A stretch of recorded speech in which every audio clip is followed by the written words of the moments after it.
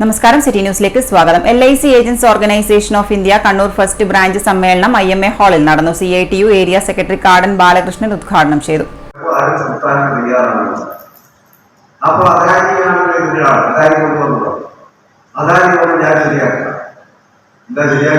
മുഖ്യമന്ത്രിക്ക് കൈക്കൂലി കൊടുത്തു.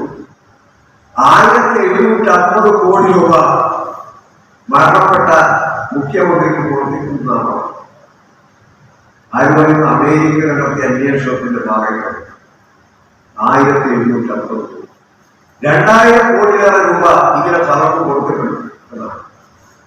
യഥാർത്ഥത്തിൽ ഇങ്ങനെ ഒരു വിഷയം ഉയർന്നു വന്നാൽ ഉടനെ ഇത് വേണം, ഈ അന്വേഷണം നടത്താൻ സംവിധാനം കിട്ടണമെന്നില്ല.